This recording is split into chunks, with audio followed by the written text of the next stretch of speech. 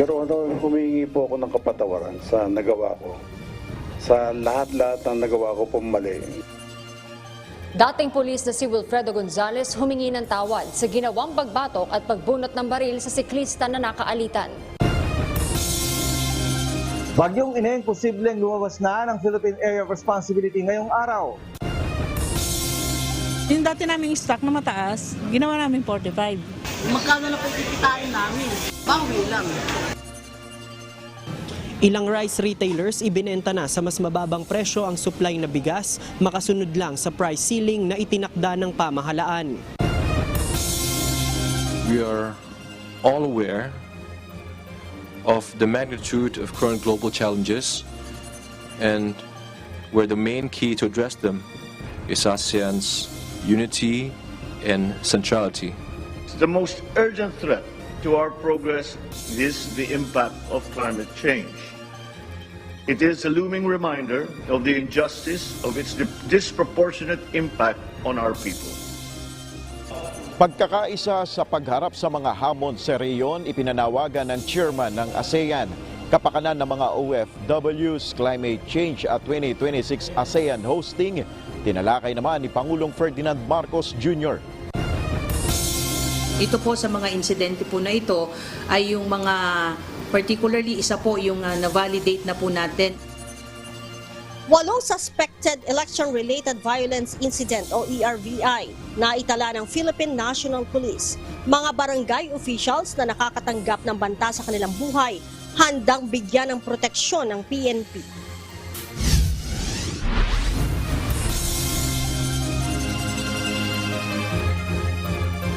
Magandang hapon Pilipinas at sa buong mundo. Una sa ating mga balita. Nagsimula na ang unang araw ng mga pagpupulong ng Association of Southeast Asian Nations o ASEAN leaders sa Jakarta, Indonesia. Dumating din sa Jakarta ang ibang dialogue partner ng ASEAN. Sentro ng mga pagpupulong ang patuloy na pagtutulungan ng ASEAN member states sa mga problemang kinakaharap ng rehiyon.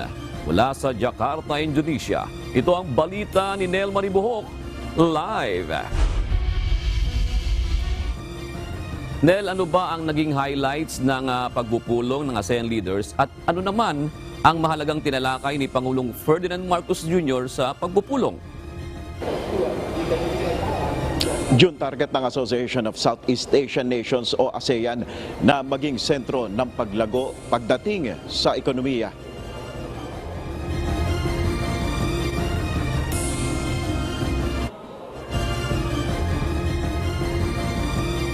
Sinabi ni President Widodo na maraming kinakaharap na hamon ang rehiyon at ang susi upang mapagtagumpayan ito ay pagkakaisa.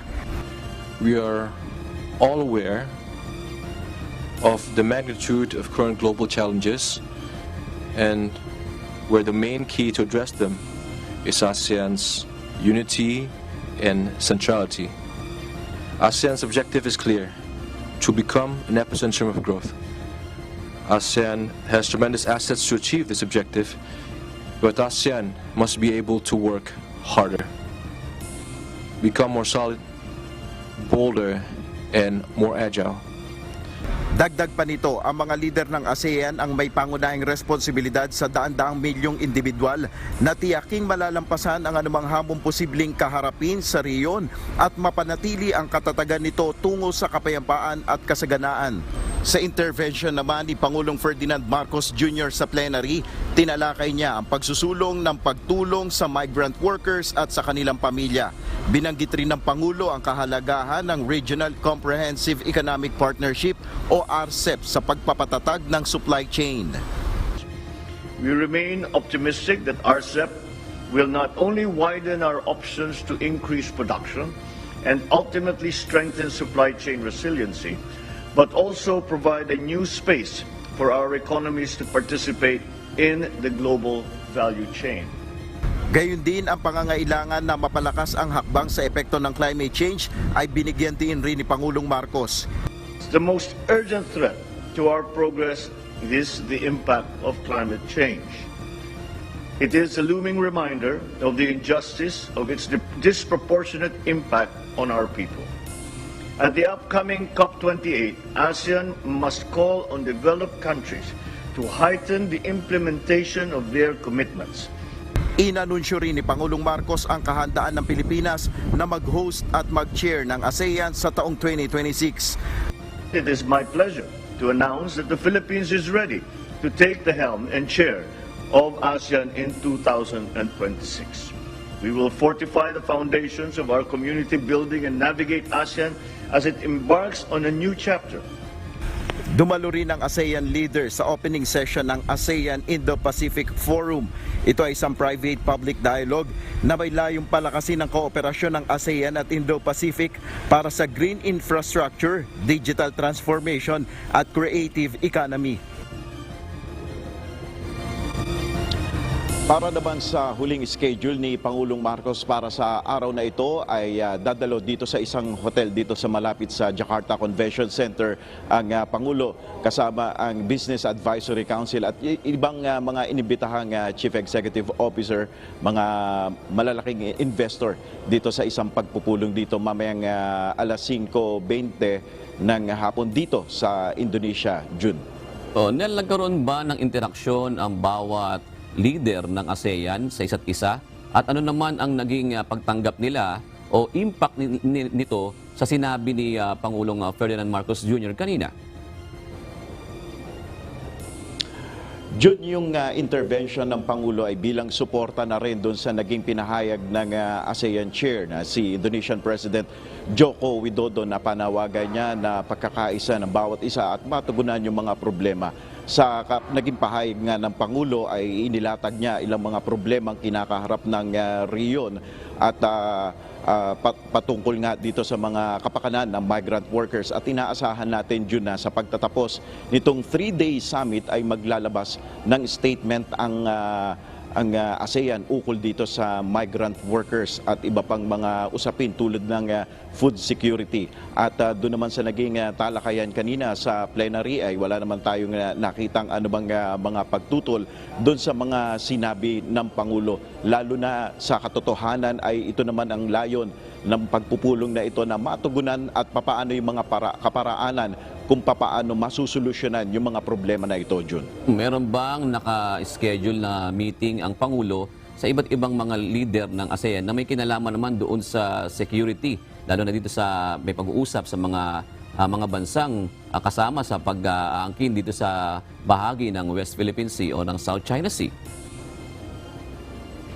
Tama ka dyan, Jun. Pagkakataon yung magaganap naman bukas doon sa ASEAN Summit kasama yung ibang mga dialogue partners kung saan kanina dumating na dito yung Canadian Prime Minister na si Justin Trudeau at inaasahan din natin na darating na rin ang US Vice President na si Kamala Harris bilang representante naman ni US President Joe Biden kung saan yun yung pagkakataon naman para matalakay yung mga usaping panseguridad.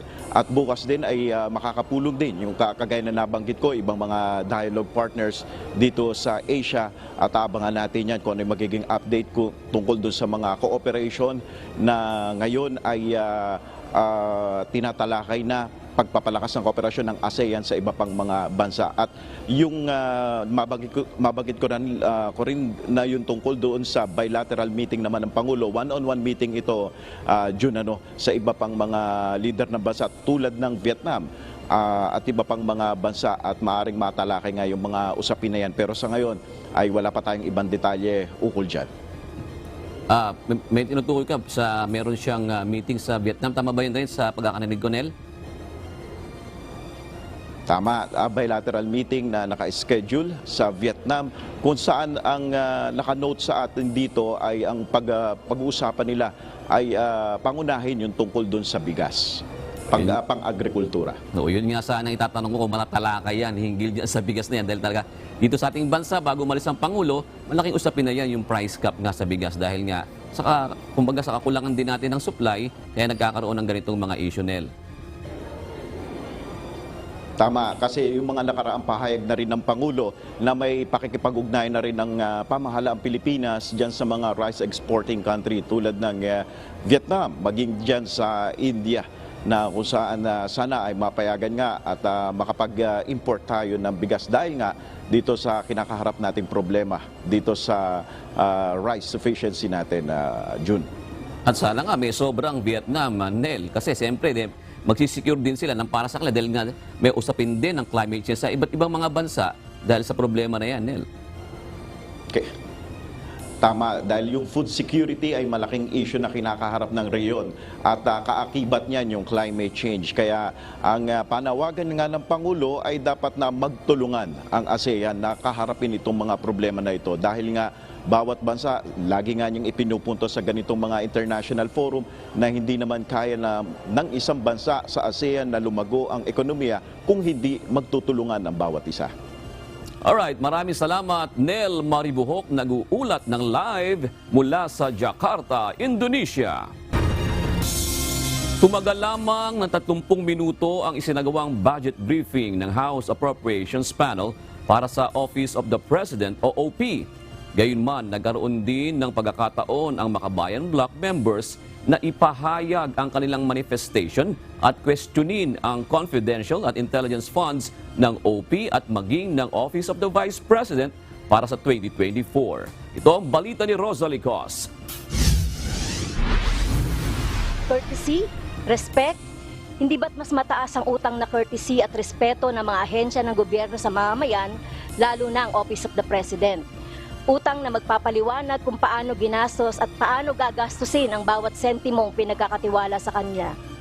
Taliwas sa halos 14 na oras na budget deliberation ng Kamara sa Department of Transportation o DOTR kahapon, 37 minuto lamang tumagal ang briefing para sa 2024 budget proposal ng Office of the President o OP ngayong araw. Alas 9:30 ng umaga nang umpisahan ng House Appropriations Committee ang budget deliberation para sa 10.7 billion pesos na panukalang pondo ng OP. Subalit alas 10:14, terminated na ang budget deliberations at walang mambabatas na nagtanong kaugnay ng panukalang budget ng OP. Kaugnay nito, binigyan naman ng pagkakataon ang 3 miyembro ng Makabayan Bloc na ipahayag ang kanilang manifestasyon kaugnay ng Office of the President's 2024 proposed budget sa loob ng 2 minuto bawat isa. Kwenestyon ng mga ito ang Confidential and Intelligence Funds o CIF sa proposed budget ng OP maging ng Office of the Vice President. 4.56 billion pesos ang halaga ng CIF ng OP para sa 2024. Ito ay pagkatapos na maghain ng mosyon ni Abra Representative Ching Bernos upang i-terminate o tapusin ang deliberasyon sa proposed budget ng OP para sa 2024 bilang parliamentary courtesy. Kung i-compare natin sa confidential and intelligence funds ng Office of the President, di hamak na mas malaki, Madam Chair. 2.25 billion confidential funds, 2.31 billion intelligence funds, constituting 43% of the Office of the President's proposed budget. Nakakalula po ang mga numero, pero sa hulit-huli, nagkakasya tayo sa mumo para sa mamamayang Pilipino habang mahigit 1 trilyon ang nasa kontrol ng Pangulo. Binigyang diin naman Executive Secretary Lucas Bersamin na kailangan ng 10.7 billion pesos na pondo ng tanggapan ni Pangulong Ferdinand Marcos Jr. upang magampanan ang tungkulin nito bilang punong ehekutibo, Chief Architect ng Foreign Policy at Commander-in-Chief ng Armed Forces of the Philippines sa gitna ng recovery ng bansa mula sa pandemya. Mahigit 1 bilyong pisong mas mataas ito kaysa 9.03 billion pesos noong 2023. We are asking for a modest increase, but at a rate that is within the norm of prior fiscal years. Samantala, kwenestyon naman ng mga mambabatas ang 125 million peso confidential fund na inilabas ng OP para sa OVP noong 2022 kahit wala ito sa pambansang pondo noong nakalipas na taon. Rosa Licoz, UNTV News and Rescue.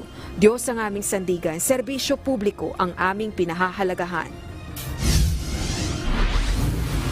Simula na ngayong araw ang pagpapatupad ng price ceiling sa bigas. Napilitan naman ng ilang rice retailer na ibenta ng paluging presyo ang kanilang tindang bigas makasunod lamang sa utos ng pamahalaan. Pero giit ng Department of Agriculture, makatwiran lamang ang pinataw na price ceiling ng gobyerno.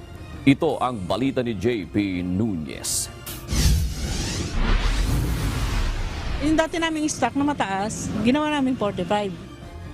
Magkano na po kikitain namin? Bawi lang.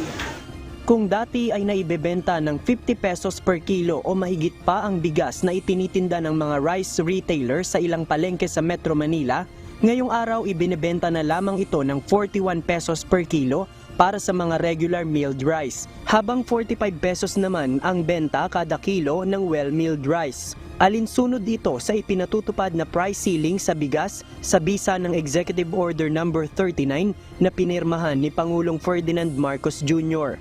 Sa Agora Market sa San Juan City, dumadaing ang ilang rice retailer dahil wala na silang tutubuin kung ibebenta na lamang ng 41 pesos ang kada kilo ng regular milled rice, gayong umaabot ng 2,050 pesos ang kuha nila sa isang kaban o katumbas ng 50 kilo. Anila kung ganito ang presyuhan, katumbas lamang ito ng kanilang puhunan. Halos ganito rin ang kwentahan sa well-milled rice, kung saan wala ring tutubuin ang mga retailer. Sa Mega Q-Mart naman sa Quezon City, may plano na sana ang ilang retailer na magsara kanina dahil wala silang supply ng bigas na pwedeng ibaba sa 41 pesos at 45 pesos kada kilo. Pero matapos kausapin ng management ng palengke, ang mga retailer ay napilitan rin ang mga ito na sumunod at magbenta ng bigas sa mas mababang presyo. Dito sa Mega Q-Mart sa Quezon City, ang ginawa ng mga retailer, yung mga supply nila ng bigas na dapat ay ibebenta ng 50 pesos o mas mataas pa per kilo, binenta lang nila ngayon ng 45 pesos kada kilo. Ayon sa Quezon City Government, magbibigay naman sila ng subsidy sa mga retailer.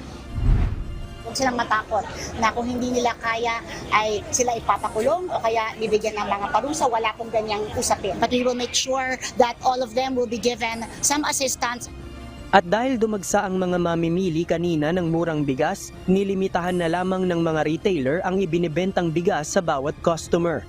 Kaya naman bago pa magtanghali ay nagkaubusan na ng murang bigas. Nakatipid ako 50 pesos. Laking bagay yun. Eh dati 55 pesos per kilo ang gawa ko eh. Oo, kaya na po namin yan. Pero yung hanggang 55, hindi na po namin kaya para mamumulubi na kami dun. Pero araw-araw na po dapat. Sana ganyan mangyari.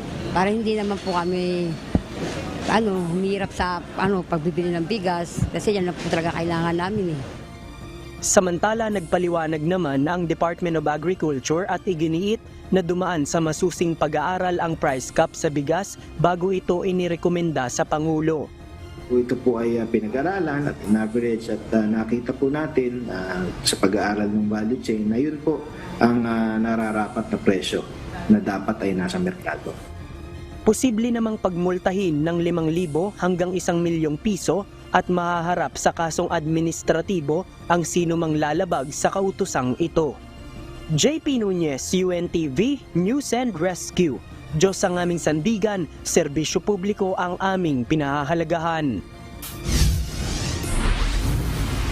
Inihahanda na ng Department of Social Welfare and Development ang ayudang ibibigay sa mga maliliit na rice retailer na apektado na ipinatutupad na price ceiling sa bigas. Sa isang radio interview, sinabi ni DSWD Secretary Rex Gatchalian na inatasan na siya ni Pangulong Ferdinand Marcos Jr. na gamitin ang Sustainable Livelihood Program ng ahensya para sa inaasahang pagkalugi ng ilang rice retailers dahil sa temporary price cap. Sa ilalim ng naturang programa ng DSWD, binigyan ng financial assistance ang mga kababayan natin na nais magpundar ng maliit na negosyo gaya ng pagre-retail ng bigas. Ayon kay Secretary Gatchalian, ang bawat qualified recipient ay maaaring makatanggap ng one-time maximum 15,000 pesos cash assistance. Sa ngayon ay inaasikaso na ng Department of Trade and Industry at ng Department of Agriculture ang listahan ng mga rice trader at retailers na maaaring makatanggap ng ayuda mula sa pamahalaan. Pinag-aaralan naman ng Department of Justice sa mga kasong pwedeng isampa laban sa mga lalabag o ang mga lalabag sa ipinatutupad na price cap sa bigas. Ayon kay Secretary Crispin Remulla, kabilang na dito ang profiteering at economic sabotage. Ito ang balita ni Dante Amento. Ito ay aming ngayong ginagawa ng pag-aaral, yung iba't ibang mga pwedeng ipataw na kaso sa mga hindi tatalima, sa mga nais nating ipatupad na mga rules tungkol dito sa price ceiling. Gumagawa na ng hakbang ang Department of Justice para tumulong sa pamahalaan na mamonitor ang pagpapatupad ng price ceiling sa bigas. Aalamin ng kagawaran sino ang mga nakikinabang sa sobrang pagmahal ng presyo ng bigas na isang basic commodity o paunahing pangangailangan. Bumubuo ng grupo ang DOJ na mangunguna sa monitoring sa pamilihan o merkado. Pinag-aaralan natin ang merkado ngayon, ang supply side pinag-aaralan natin para alam natin talaga kung saan nanggagaling itong mga taong ito. Kung ano ang kanilang basihan sa kanila pagpresyo ng matataas at bakit gano'n ang nangyayari. Ayon kay Justice Secretary Crispin Rimulya, kasama sa kanilang pinag-aaralan ay ang pagsasampa ng mga karampatang reklamo sa sinumang lalabag sa kautusan. Babala ng DOJ, mabigat ang maaring reklamo o kaso hinggil dito. Ang pinakamabigat dyan, syempre, economic sabotage, which is non-bailable. Mga profiteering and other crimes that are against commercial interests of sa taong bayan. Patuloy din ang investigasyon ng DOJ sa issue ng smuggling at hoarding sa bansa bilang tulong na rin sa Kongreso sa kanilang pagsisiyasat sa isyong ito. Sa nakaraang State of the Nation Address o SONA ng Pangulo, kabilang ang issue ng hoarding at smuggling sa nais masawatan ng gobyerno na dagdag pahirap sa mga Pilipino. Dante Amento, UNTV, News and Rescue. Diyos ang aming sandigan, serbisyo publiko ang aming pinahahalagahan. Sobrang mahal na kamatis na mabibili sa mga pamilihan ngayon. Ayon sa Bureau of Plant Industry, normal lamang ito sa ganitong panahon, bunsod ng kaunting ani dahil sa mga pag-ulan at sa nagdaang mga bagyo. Ito ang balita ni Ray Pelayo. Kulang sa stock. Wala ng pagkakabagyuhang yan. Yung mga galing probinsya nasira yan. Kaya ganun. Dati magkano lang, 80 lang. Ngayon nagwa 180 na 200. Doble o triple ang presyo ngayon ng kamatis sa mga pangunahing palengke sa Metro Manila. Nasa 160 hanggang 230 pesos ang presyo nito kada kilo ngayon. Ayon sa mga tindera, nag-umpisang magmahal ang kamatis nitong madalas ang pag-ulan. Ayon naman sa Bureau of Plant Industry o BPI, kakaunti ang produksyon ng kamatis sa ganitong panahon. Usually talaga sir, pag ganitong panahon ng bagyuhan, lagi po nating napapansin at yan naman po ay nakarecord sa mga statistics natin na tumataas po ang presyo ng mga kamatis dahil po sa panahon. Yan nga, tinamaan pa tayo ng bagyo. Ayon sa Department of Agriculture, nakahanda naman silang tulungan ng mga magsasaka na gumamit ng mga teknolohiya na kahit na ganitong panahon ay makapagtanim pa rin ng kamatis. Kapag tag-araw ay namomroblema naman ang mga magsasaka dahil sa sobrang dami ng supply ng kamatis. Kaya naman ang Department of Agriculture ay nagpapatayo ngayon ng mga pasilidad na maaaring magamit sa pagproseso ng kamatis gaya ng tomato paste. Dati po, nung siguro mga early part of the year, ang reklamo, nagtatapon daw ng kamatis. So ngayon po, ang aming sa DA is kung ano po yung kailangan ng ating merkado at the right time, yun po ang ating i-produce. Ray Pelayo, UNTV News and Rescue, Diyos ang aming sandigan, serbisyo publiko ang aming pinahahalagahan. Nagharap sa pagdinig sa Senado si Wilfredo Gonzales at ang siklista sa nag-viral na road rage incident sa Quezon City. Dito humingi ng paumanhin ang dating pulis at aminado sa kanyang naging kasalanan. Mula sa Senado, ito ang balita ni Harleen Delgado live. Harleen, ano ang napag-usapan sa pagdinig at ano ang resolusyon mula sa insidente?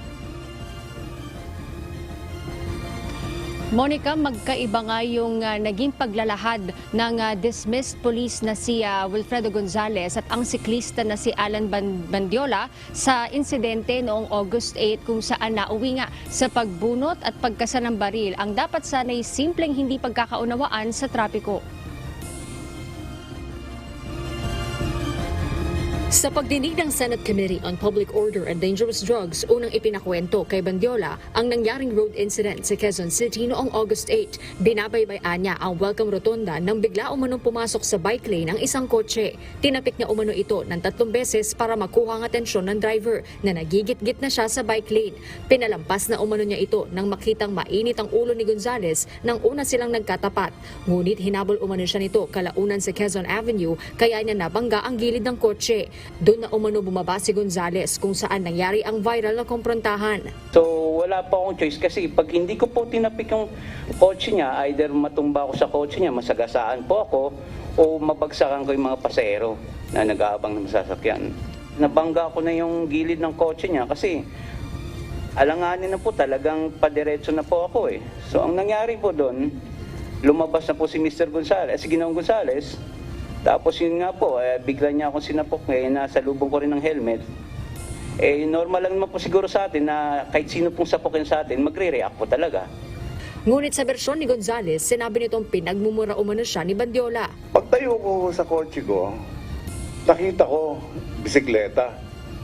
Sabi niya, minura niya ho ako ng PI eh. Sabi niya, PI, ka. Bigla ka pupreno, kung hindi ka ba naman huminto ng bigla, hindi kita mababangga. Dali ha? Sabi ko daw sa kanya ng Wala po akong sinabing, wala po, Your Honor. Wala ba? Kung mayroon man pong bumangga sa kotse ni Ginoong Gonzales, malamang po hindi ako yun. Kwento pa ni Gonzales, sinuntok umano ni Bandiola ang bubong ng kanyang kotse, dahilan para mayupi ito. Pero kwestiyon ito ng ilang mambabatas dahil batay sa ilang larawan ng insidente, makikitang walang suot na glove ang siklista. Sinuntok niya po yung bubong ng kotse ko. Na nakagwantes po siya ng pang-motorsiklo, may mga knuckles po in plastic. Wala pa akong gloves. Ayun po, yun lang Mr. Chair. Kasi yun po sinabi ni Mr. Gonzales, may glove siya na may knuckle. Tinatanggal niya po nung dumating na po yung mobile. Kaya sabi ko nga, Paano niya tinatanggal? Wala pang mobile yan, nagtututok. Akma ka pang bubunot eh, oo. Pag magsuot ka ng gloves na gano'n na may hard knuckles, tapos siklista ka, parang kang hindi mo magkailangan yan sa bisikleta. Pang motor yan. Your Honor, hindi po ako nagsisinungaling. Nilinaw naman ni Bandiola na walang pumilit sa kanya na makipag-areglo kay Gonzales at wala na rin anya siyang sama ng loob sa dating pulis. Humingi naman ng tawad si Gonzales sa kanyang ginawa sa siklista. Paliwanag niya, dinipensahan lamang niya ang sarili at nadala lamang umano ng galit. Humingi po ako ng kapatawaran sa nagawa ko. Sa lahat-lahat ng nagawa ko po mali. Wala po kaming ni Mr. Bandiola. Naghiwalay po kami na maayos. Ayoko na po magbaril. Yeah, very good. Ikaw ba sa iyong pananaw, sa tingin mo ba dapat kang managot sa batas? Opo, may kasalanan po ako nagawa po. Inaamin ko po yun. Tingin ng mga senador, tila may anger management problem si Gonzales matapos isiwalat ang iba't ibang reklamo na kinaharap nito gaya ng grave threat at frustrated homicide. Nakwestiyon din ng mga senador kung paano nakalusot sa PNP na nabigyan pa rin ng gun license si Gonzales kahit na 2 beses na itong na-dismiss sa serbisyo. All his cases were dismissed. So paglabas dun sa national police clearance niya, which dala-dala ko po ngayon, nakalagay doon, no record. So nabigyan na po siya ng license and so with the permit to carry. Samantala, itinanggi naman ng dating hepe ng Quezon City Police District na si Police Brigadier General Nicolas Torre na nagkaroon ng special treatment kay Gonzales. Talaga bang pinaboran mo si Mr. Willie Gonzales dahil dati siyang police? Kaya inakomodate mo doon sa opisina mo at pinawa-prescom mo pa, kasama ka. No sir, because I really don't have any reason to do so because I don't know him and that's the first time I met him, sir. Monica, ayon nga kay Bandiola ay napatawad na niya si Gonzales at wala na raw siyang balak pang magsampa ng anumang reklamo sa kabila ng mga naging alegasyon nito sa pagdinig ngayong araw. Ito na nga, Monica, yung una at huling pagdinig ng Senate Committee on Public Order and Dangerous Drugs kaugnay ng insidente. Isa sa mga pinag-aaralang rekomendasyon ni Senator Ronald De La Rosa na siyang chairperson itong Senate panel ay yung pagpapasa ng isang special law na anti-road rage bill kung saan maaari pa ring maparusahan yung yung mga masasangkot sa away kalsada kahit na walang private complainant. Sa ngayon, Monica, ayon kay Senator De La Rosa, isa sa maaaring pag-aralan ng PNP o maaaring gawin ng PNP ay itaas yung isinampang kaso na alarm and scandal sa mas mabigat na kaso at may mas mabigat na parusa gaya ng grave threat at frustrated homicide. At yan munang update mula rito sa Senado. Balik sa iyo, Monica. Maraming salamat, Hardin Delgado. Umabot na sa 8 ang naitalang suspected election-related violence incidents o ERV ng Philippine National Police. Handa naman bigyan ng seguridad ng PNP ang mga barangay officials na may banta sa buhay. Ito ang balita ni Lea Ilatan. We are in control and we are constantly monitoring the developments.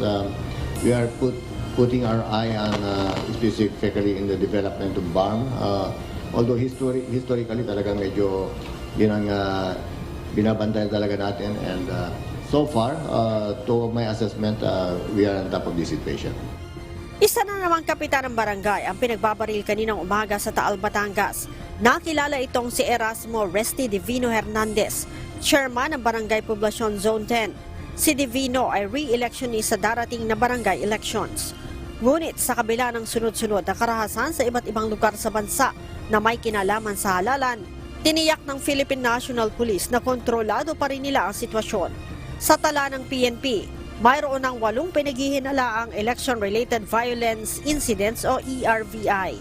Ito ay mula sa Region 5, Region 8, 9 at Region 12. 2 dito ang shooting incidents, isa ang unjust vexation, isang pananaksak at isang grave threat o pananakot. Sinabi ni PNP Public Information Office Acting Chief Police Colonel Jean Fajardo, isa pa lamang sa naturang bilang ang validated na. Hindi pa kasama sa naturang bilang ang nangyari sa incumbent barangay chairman ng Taal, Batangas. Dito po sa mga insidente po na ito ay yung mga particularly isa po yung na-validate na po natin as validated election-related incidents. Particularly yung insidente po dyan po sa Libon, Albay. Yung ang victims po dyan ay incumbent na barangay captain at nag-file na po siya ng certificate of candidacy. Paliwanag ng PNP, may 3 parameters para maikonsiderang election-related violence incident o ERVI. Una, kung ang mga biktima ay incumbent official o kaya naman ay COMELEC officer o kaya naman ay kamag-anak ng tatakbong kandidato at kilalang political supporter. Pangalawa, kung ang insidente ay makaaapekto sa electoral process at kung ang insidente ay maghahatid ng political tension. Sinabi naman ni Chief PNP na handa nilang bigyan ng seguridad ang mga barangay official na may natatanggap na banta sa buhay. Definitely, kung may mga nakikita tayo na medyo nakaka-apekto ng or threat on the part of these individuals, kahit candidate or hindi candidate talagang we have to provide. Basta may, after the appropriate threat assessment, it is our duty to really provide such kind of protection. Naglagay na rin ang 150 dagdag na tauhan ng PNP sa Malabang, Lanao del Sur dahil naman sa nangyaring pagpapaputok ng baril noong nakaraang filing ng COC. Samantala, kinumpirma din ng PNP na umabot na sa 277 ang nahuling lumabag sa ipinatutupad na gun ban. Nasa 169 dito ang small firearms at 7 ang light firearms na nakumpiska ng mga otoridad sa ipinatutupad na COMELEC checkpoint.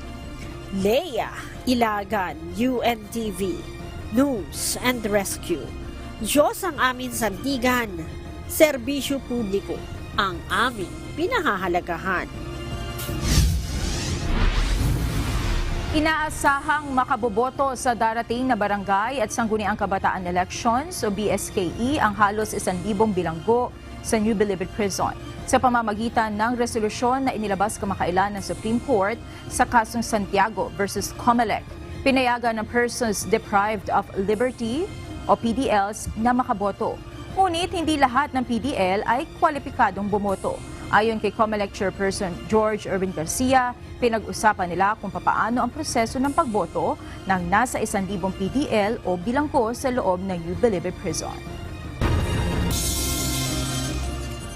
Narito naman ang mga balitang nakalap ng UNTV News Global Correspondents and ihahatid ni Jane Robles live mula sa Vietnam.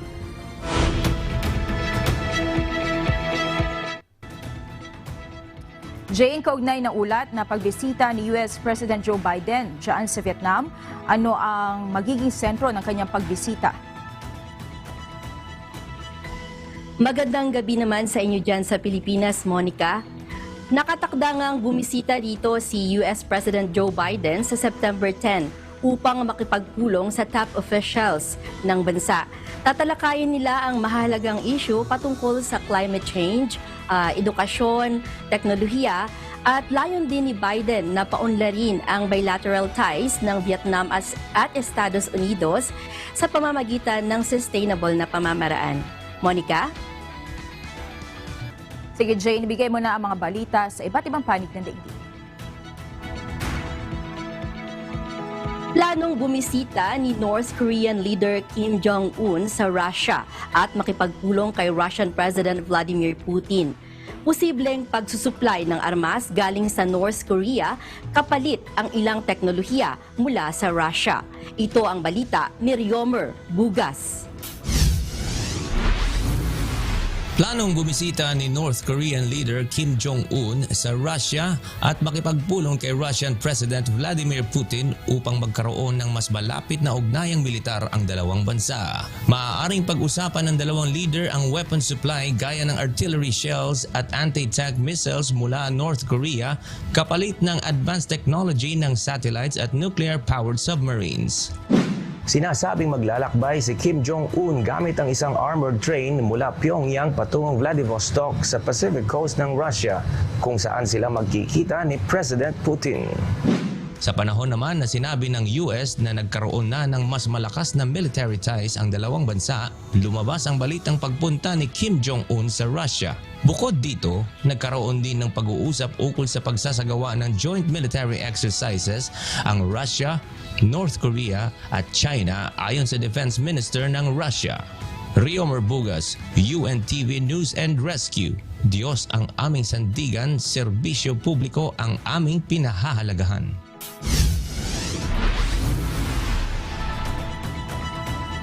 Hinayagan ng makalabas mula sa Black Rock Desert sa Nevada, USA ang mahigit 70,000 tao na dumalo sa nagdaang Burning Man Festival.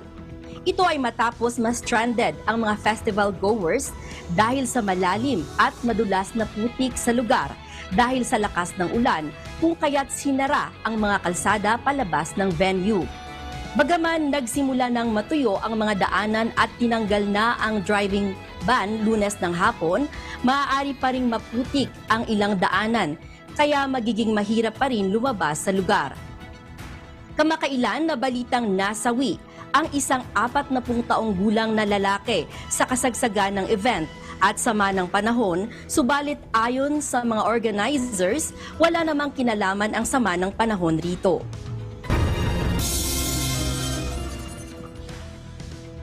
Nagbigay ng pahayag si Russian President Vladimir Putin na hindi niya i-renew ang grain deal sa Ukraine kung hindi matutugunan ang mga demands nito. Samantala, Turkey at United Nations naglabas ng panibagong package deal na umaasang magiging breakthrough sa isyung ito. Ito ang balita ni Klein Senka. Binigyan diin ni Russian President Vladimir Putin ang kanyang paninindigan sa pagpapanumbalik ng United Nations broker deal kung matutugunan ng West ang mga demand ng Moscow sa agricultural exports nito araw ng Lunes, September 4. Tumutukoy ang deal na ito sa ligtas na pagpapadala ng Ukrainian grain sa Black Sea.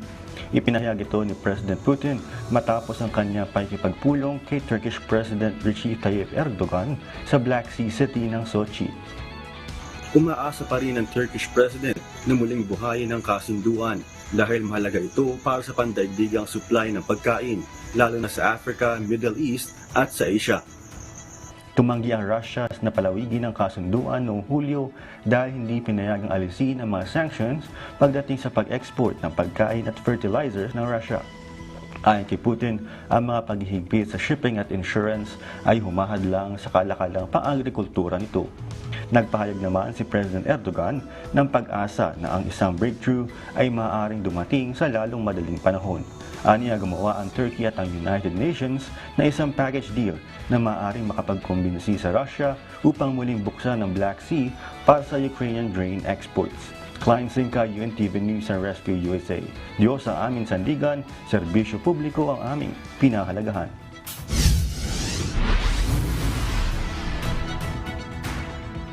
Inaasahang gagawin ng Type-C ang charger ng bagong ilalabas na iPhone 15 at iPhone 15 Pro sa gagawing unveiling ng Apple para sa mga ito sa September 12 sa mga EU countries. Ito ay dahil sa batas sa European Union na nag-uutos na mag-adapt sa isang common charging connection ang mga maliliit na devices hanggang December 2024 upang makatipid ng pera at mabawasan ang electronic waste. Karamihan sa mga bagong Apple products gaya ng mga latest na iPad ay gumagamit na ng USB-C. Subalit sa kasalukuyan, ang mga iPhone ng Apple ay gumagamit ng Lightning charger. Ayon sa EU, makakatipid ang mga consumer ng nasa 250 million euros o 15.3 billion pesos kada taon at makababawas ng 11,000 tons ng basura. At yan ang mga balita mula sa iba't ibang panig ng mundo. Mula dito sa Vietnam, ako si Jane Robles. Magandang gabi. Napanatili ng bagyong Ineng ang taglay nitong lakas. Posibleng lumabas na rin ito sa Philippine Area of Responsibility mamaya. Alamin natin ang latest. Ating panahon mula kay Ray Pelayo na nasa UNTV Weather Center. Ray, ibig bang sabihin nito ay bubuti na ang panahon bukas? June, sa ating mga kasambahay, may mga lugar tayo, expect natin medyo mababawasan yung mga pag-ulan. Pero may mga lugar pa rin na apektado nitong southwest monsoon na habagat. Ito kasing bagyong si Ineng ay maaaring lumayo ng tuluyan dito sa ating bansa. At kanina nga alas 4 ng hapon ito na mataan ng pag-asa layong 990 km dyan sa may silangan ng Dulong, Hilagang, Luzon. Sa ngayon, nasa tropical depression category. Pero yung track na ipinakikita ng pag-asa nito, ito nga ay papunta sa may southern part o southeastern part ng bansang Japan. At ayon sa pag-asa, wala itong magiging direktang epekto sa ating bansa. Pero yung buntot nito o yung tinatawag natin na trafo extension na nakaka-apekto sa ilang bahagi ng Luzon, particularly makakaranas ng mga pag-ulan pa rin yung area ng Cagayan, yung area ng Isabela, at yung ilang lugar pa rin dyan sa may area na silangang bahagi ng Luzon. Kasama na dyan ang Batanes, yung Abra, yung mga lugar na yan, Apayao. At ayon naman sa pag-asa, yung habagat ngayon at southwest monsoon, ito ay magpapaulan sa ilang bahagi pa rin ng ating bansa, particularly sa may Pangasinan, Zambales at Bataan. Dyan yung posibleng makaranas tayo ng malakas na mga pag-ulan. May paminsan-minsan mga pag-ulan din po sa Metro Manila, yung nalabing bahagi ng Ilocos Region, Benguet, Pampanga, at yung Bulacan, Rizal, Cavite, Batangas at Occidental Mindoro. Yung ibang lugar po sa ating bansa ay makakaranas din po ng papulupulo mga pagulan, pagkidlat at pagulog. Pero gaya po nating nabanggit, may improvement na po yung ating magiging weather condition simula po bukas, lalo na po sa may area po ng Mindanao at ilang bahagi po ng Visayas. At ayon sa pag-asa, at itong ating area of responsibility, medyo may posible pa rin sa mga susunod na araw. Babantayan natin kung magkakaroon pa rin tayo ng panibagong sama ng panahon. June? Mukhang magandang balita yan rin kasi marami talaga ang nag-aantay na talagang umigi na ang panahon dahil siyempre tayo, yung mga sangbahay natin nag-aabang na yung kanilang paglalaba talagang gusto nilang mapabuti pa rin, di ba? Yes, kasama kami dyan. Sabi ko na nga kami. Oo, tayo ay kailangan talaga natin yung iba talaga yung nabibilad sa araw ng ating mga damit dahil na mas iba yung amoy, di ba? Pero ayon nga sa pag-asa, hindi pa rin tayo ganun na makakakumbaga, babantayan pa rin natin kung sisikat man ng araw dahil may possibility na yung mga ganito ay bigla ang mga pag-ulan dahil sinasabi nga ng pag-asa, pag ganitong may El Nino, yung ating wet season, yung ating tag-ulan, medyo mas matindi yung mga pag-ulan nating maranasan talaga, June. Yung nakikita diba dyan sa satellite image na yan, dun sa may bandang, ano ba dito? West ba to, Ray? Tama ba to? West. Yung bandang sa may Luzon. Yan ba nakaka-apekto ngayon dito sa ating lugar, Ray? Oh, yes, yung ano dyan, itong yung habagat talaga yan. Actually, itong bagyong pangalan ito, itong nakaraan. Isa pa, Hana. Oh, sorry. Talaga nagkasunod-sunod na kasi. Si Hana, hindi yan Kapampangan na. Si Hana, yan po ay nasa labas na ng PAR, pero meron ng konting remnant, tinatawag natin. Yung remnant low ay medyo may impluensya pa dyan sa habagat natin. Kaya yung dalawang weather disturbance na yan ay nakaka-apekto at nakakapagpalakas talaga dito sa habagat. Pero concentrated na, makita rin dyan, concentrated niya dyan sa may area ng Luzon, halos. At yung flood advisory ng Pag-asa sa may bandang Occidental Mindoro. Diyan maaari magkaroon ng malalakas na mga pag-ulan din sa mga oras na ito, John. Magandahan rin ngayon sa ating mga kasambahay, nagiging proactive na sila eh. Halimbawa, merong bagyo, aalis, inisip kagad, kailan yung susunod? Meron bang namumuong sama ng panahon? Ganun kagad ang mga tanong ng ating mga kasambahay ngayon, di ba? Yes, June, at ang isang nakita natin na improvement dito sa ating pagbibigay ng babala sa ating mga kababayan, maging doon sa ginagawa ng Pag-asa ngayon, ay yung kahit wala tayong bagyo o sabihin nating thunderstorm yung meron tayo, pero meron sila nalabas na rainfall advisory. Once na yan naging orange, naging red, automatic yung mga pasok doon sa mga kanilang LGU ay nagdi-decide na sila kung ito ba ay sususpend, kung ito ba ay hindi muna papapasukin yung mga estudyante dahil kahit na gano'n ang ulan, o ibig sabihin kahit walang bagyo, pwede pa rin magdulot ng mga pagbaha yung malalakas na ulanan. So yung rainfall advisory, importante ngayon yan na dapat din na matutunan ng ating mga kababayan na pag ganyan nilalabas na advisory ng Pag-asa, talagang maging alerto tayo, Jun. Asa lang, Ray, ipaliwanag mo daw bakit daw sinabi mong Kapampangan yung Hana. Kasi sa iba daw, Han eh. Sa Kapampangan ba, Hana? Oo, Hana.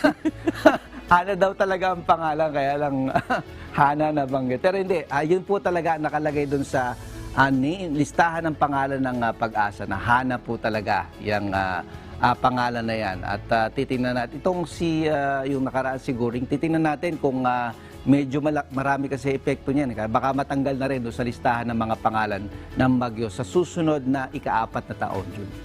Alright, dakal salamat, Ray Pelayo.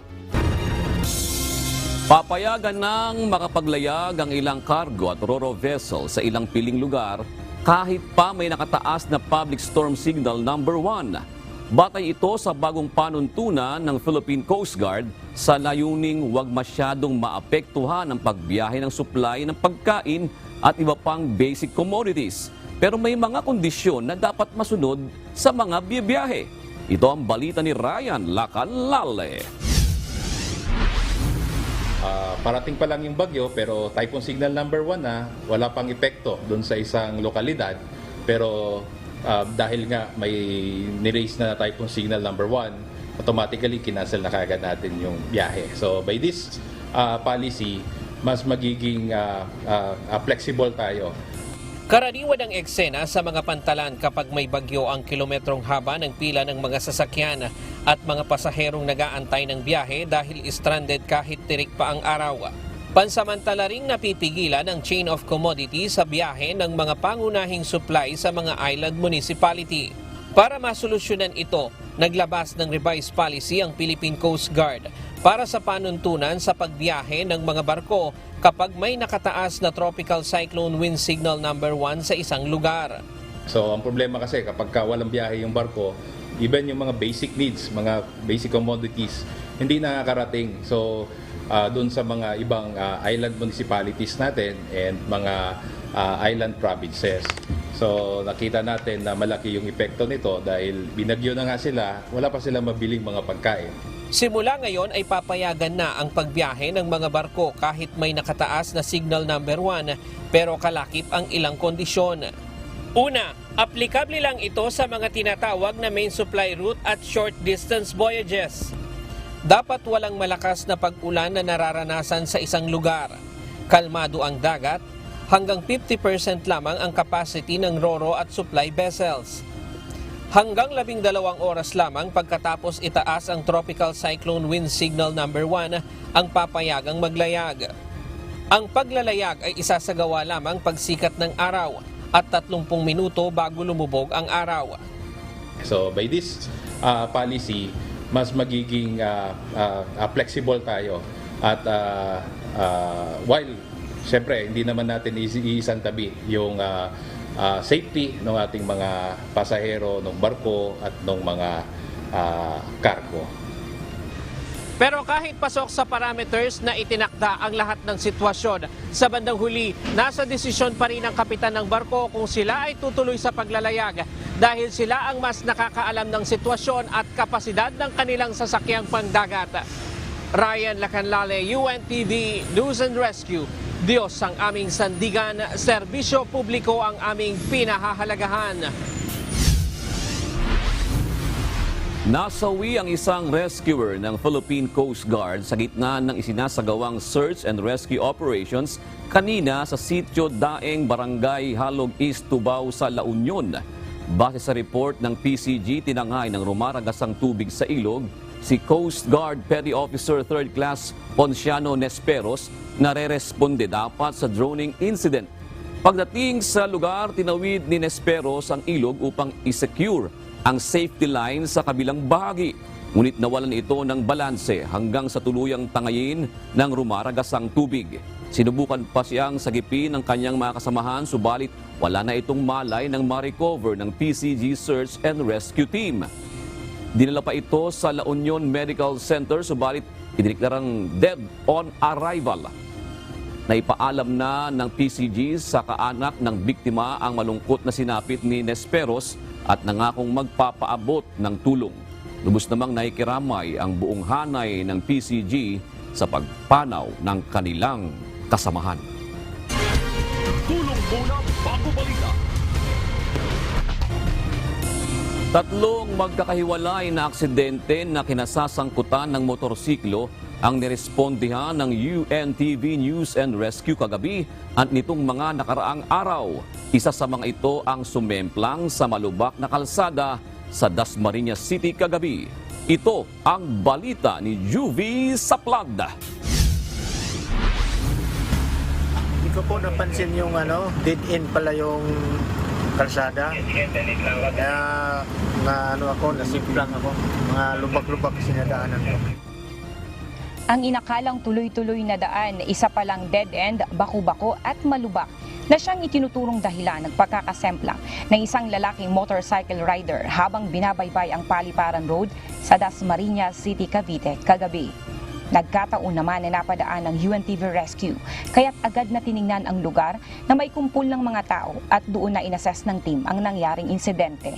Habang nagro-roving kami dito sa kahabaan ng Paliparan Road, bigla namin napansin dito sa bandang area na ito na isang motorsiklo na bagsak. Kaagad nilapatan ng paunang lunas ng rescue team ang mga natamong galos at sugat sa mga kamay at binti ng rider. Galing pa ito ng Dasmariñas City, Cavite at susunduin lang ang kanyang asawa sa Santa Rosa, Laguna. Tumanggi na itong magpadala pa sa ospital. Nakabok na, isa rin nakabok. Gloves.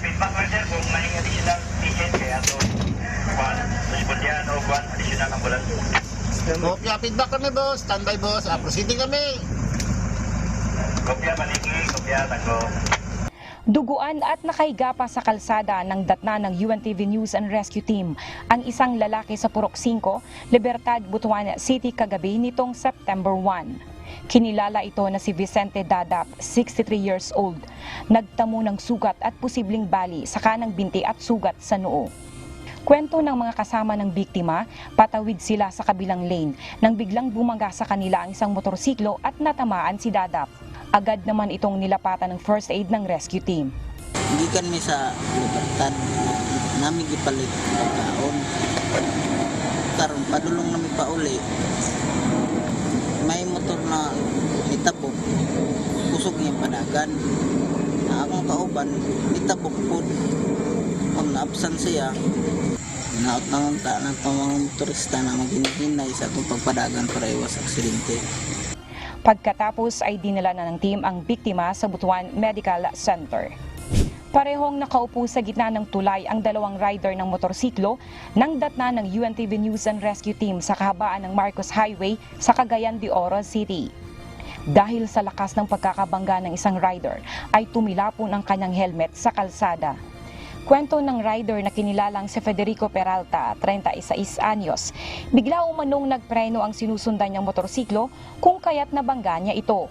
Sa lakas ng impact, pareho silang nahulog sa kani-kanilang motorsiklo na sanhi ng pagkakaroon niya ng bukol sa kaliwang noo at pananakit sa kanyang kanang tuhod. Habang iniinda naman ng isang rider ang pananakit ng kanyang kaliwang hita. Agad namang naasistihan ng grupo ang naturang rider at inindurso na ito sa Oro Rescue Team 911. Ang Oro Rescue Team 911 na rin ang naghatid sa pinakamalapit na ospital. Ayon naman sa traffic investigator na si PCMS Raul Ruaya, maghaharap pa ang dalawang rider upang matukoy kung sino ang may pananagutan sa nasabing insidente. I-set na po silang magkita sa opisina na po sa TEO, sa diri sa RTE building para ma-interview na to ang duha ka driver kung sa pagkita. Sila duha, nag-collide silang duha ka motor. Pilit pa nato ang maklaro kung isa sa ilang duha nakahit sa ilang sa matagwan.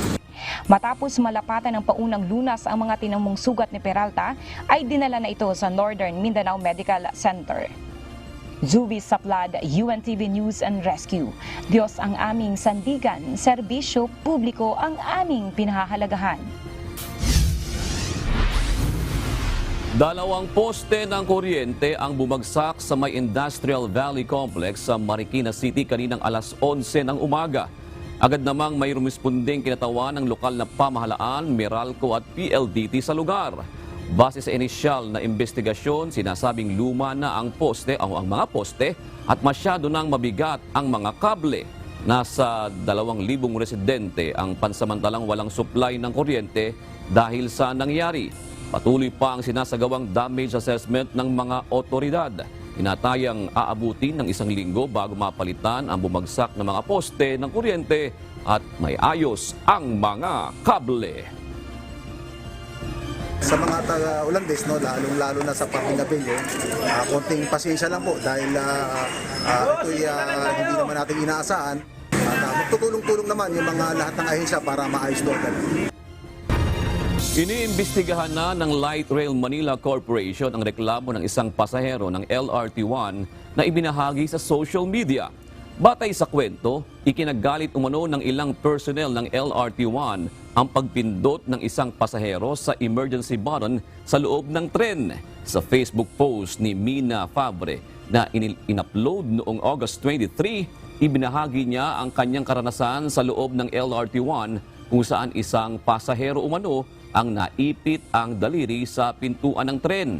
At sa pagmamalasakit ng isa pang pasahero na malapit sa pintuan, pinindot nito ang emergency button nang makita ang nangyari sa kapwa pasahero. Nang bumukas na ang pintuan, dito na umano nagalit ang security guard sa mga pasahero. Lumapit din umano ang kapitan ng tren at kwestiyon kung bakit pinindot ang emergency button. Ayon pa sa post ni Fabre, nakalulungkot umanong isipin na wala man lamang sa mga tauhan ng tren ang nagmalasakit na kumustahin ang kalagayan ng pasaherong naipit. Sa opisyal na pahayag sinabi ng LRMC na agad naman umanong inasistihan ng platform security personnel ang pasaherong naipit at inalok na dalhin siya sa klinik ng Central Station. Subalit tumanggi na umano ito at nagpasyang i-avail na lamang ang first aid treatment. Bagaman nagpapatuloy pang investigasyon, nangako naman ang pamunuan ng LRT na muling magsasagawa ng customer service training sa kanilang mga staff upang maiwasan na maulit ang kaparehong insidente. Paubos na umano ang mga monovalent vaccines sa bansa. Ayon sa Department of Health, wala na rin silang balak na bumili pa ng karagdagang supply ngayong tapos na ang state of public emergency. Ito ang balita ni Gladys Tuwabi. Wala na, it's too late. Wala na kaming bibilin. Hindi na Sa ngayon, ang alam ko wala nang bibilin. Hindi nakukuha ng karagdagang monovalent vaccines ang Department of Health laban sa COVID-19. Ayon kay DOH spokesperson Undersecretary Eric Tayat, nangangahulugan ito na tapos na ang libreng bakunahan ng primary series ng COVID-19. Sa huling pagtaya ng kagawaran, tanging sa Calabarzon region na lamang may available na bakuna. Nasa 200,000 doses na lang ito noong nakaraang 3 linggo at posibleng paubos na rin ito sa ngayon. Ayon sa DOH, hindi na sila bibili pa ng karagdagang monovalent vaccines. Sa halip, maaaring makipag-ugnayan ng mga local government units sa mga private sector upang matulungan silang makabili nito. Ang pwedeng mangyari dyan, kung sakaling dumulog sa kanila yung mga constituents nila, baka meron silang sariling budget o kaya naman makikipag-ugnayan sila sa private sector. Kung may dumating na yung bivalent vaccine, ay pwedeng bilhin yon, hindi out of pocket mo mismo, kundi may nag-donate halimbawa sa local government, binili ng isang private organization halimbawa bilang social responsibility nila. Sa ngayon, tanging bivalent vaccines na lang na donasyon ng Lithuania ang meron ang DOH na inilalaan naman sa healthcare workers, senior citizens at adult with comorbidities. Sa 390,000 doses na dumating sa bansa, mahigit 359,318 na ang nagamit. Ayon sa kagawaran, naging maganda ang turnout nito at maaari pang madagdagan ang bilang ng mababakunahan ng bivalent vaccine dahil maaari na itong gamitin bilang first, second, and third booster shots sa priority group. Nire-review namin yung gamit at ng mga bakunang nauna ng dinonate ng Lithuania. Tinitingnan namin kung saang lugar at gaano karami pa yung kailangan nila doon. Halimbawa, maganda na yung vaccine coverage sa Metro Manila. Kung sakamaling tatanggap, mas hindi na namin dadalhin sa Metro Manila. Mas doon sa mga lugar na kung saan naging mababa yung vaccine coverage. Kaugnay nito ay hinihikayat naman ng DOH ang mga vaccine manufacturer na mag-apply na ng Certificate of Product Registration o CPR sa Food and Drug Administration. Sa ngayon, tanging Pfizer lamang ang mayroon ng CPR at hinihintay na lamang ang mga produkto nito ng bivalent vaccine na maaari nang mabili ng publiko. Gladys Tuwabi, UNTV News and Rescue. Diyos ang aming sandigan, serbisyo publiko ang aming pinahahalagahan. Hindi umano kakayanin ng mga rice millers sa Bukawe, Bulacan na ibaba ang presyo ng bigas na ibinibenta sa mga retailer para masunod ang limitasyon sa presyo na itinakda ng pamahalaan. May ilang retailers naman na nakabili nga ng bigas na pasok sa price cap pero durog at mababang klase naman. Ito ang balita ni Nestor Torres, live. Nestor, anong klaseng bigas ba yung pasok sa price cap na ipinatutupad ngayon ng pamahalaan? Yes, Monica, magandang gabi. Ito yung mga Angelica saka Jasmine rice na mga magaganda ring klase ng bigas na inaasahan nga sana na ibebenta doon sa mga retailer na umaasang makabibili ng murang halaga ng bigas. Mataas pa rin ang presyo ng bigas sa mga rice mill sa Bukawe, Bulacan. Ayon kay Ryan Agapito ng Fidelis Rice Mill, nasa 30 to 33 pesos ang bili nila sa palay sa mga supplier mula sa parting Norte at Central Luzon. Malulugi na umano sila kung ibebenta nila ito sa mga retailer sa presyong mababa na 41 pesos per kilo sa regular milled rice at 45 pesos sa well-milled rice. Anya, nasa 48 pesos per kilo o 2,400 per kaban ang pinakamababa nilang benta sa well-milled rice. Ang presyo, stable siya, mataas pa rin ang presyo ng bigas. Kaya hindi namin kaya ibigay sa ganung presyong mababa. Kasi sa ngayon, sobrang tumal ngayon. Hindi siya katulad dati na okay pa yung bentahan ng presyo ng bigas. Baka sa lumao, hindi natin masabi. Baka magsara din kami sa mga susunod na araw. Baka wala na kaming maibentang bigas sa ganung presyo.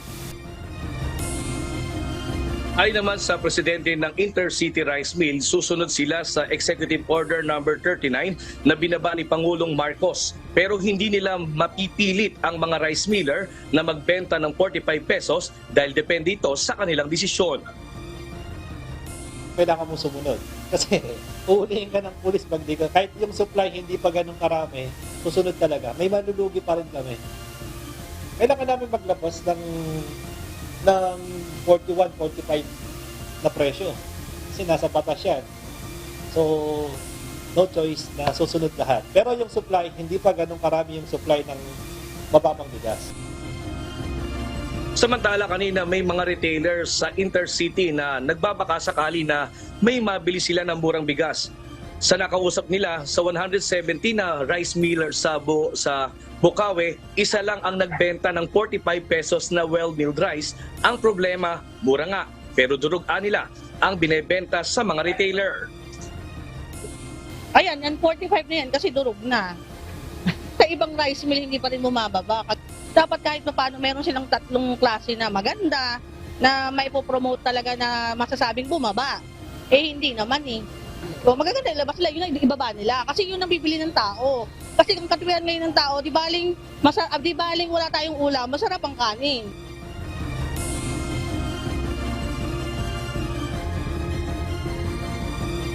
Paliwanag naman ng presidente ng Intercity Rice Miller, hihintayin na lang nila na makaani ng palay ang mga magsasaka sa ikalawa at ikatlong linggo ng Setyembre. Asahan niya na bababa na ang presyo ng well-milled rice sa susunod na linggo kapag bumuti na ang panahon.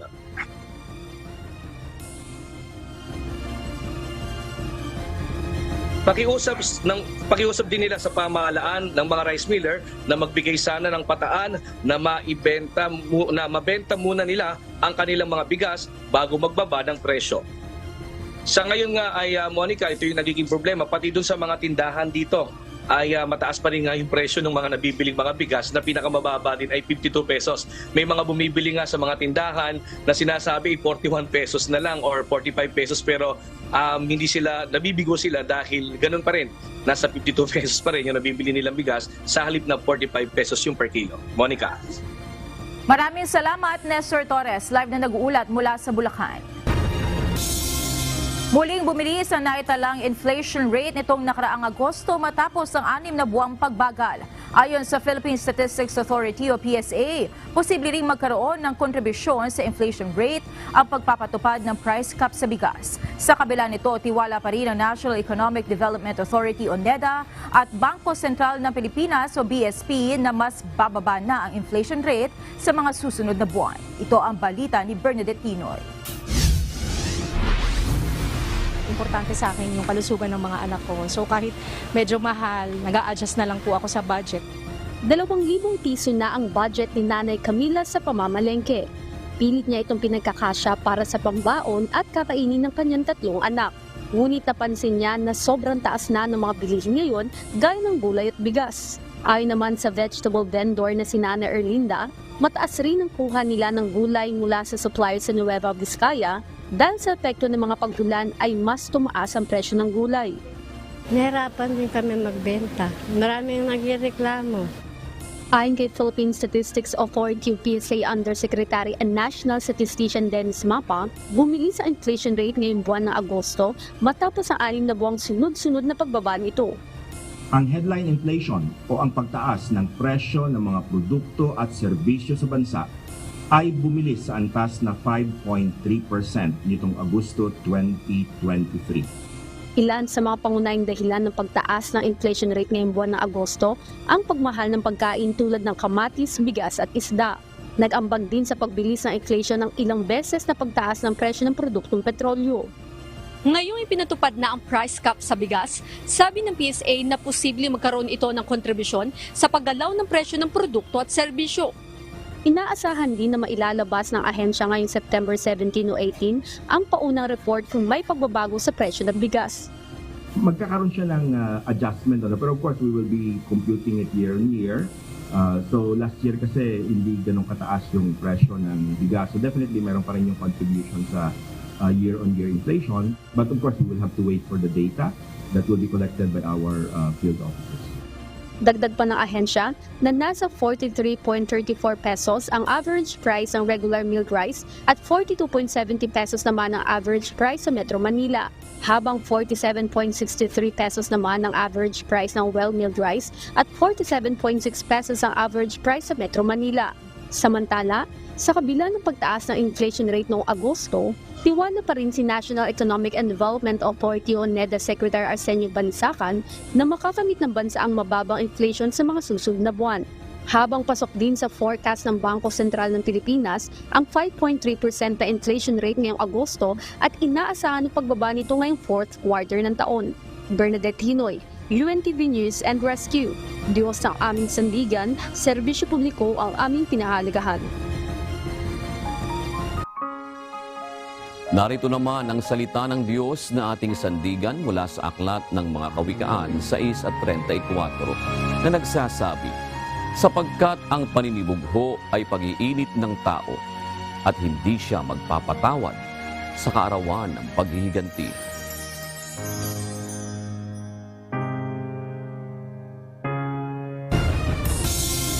At yan ang naging kabuuan ng ating balitaan ngayong gabi. Aming inilahad ng buong katapatan kung paano namin nasaksihan.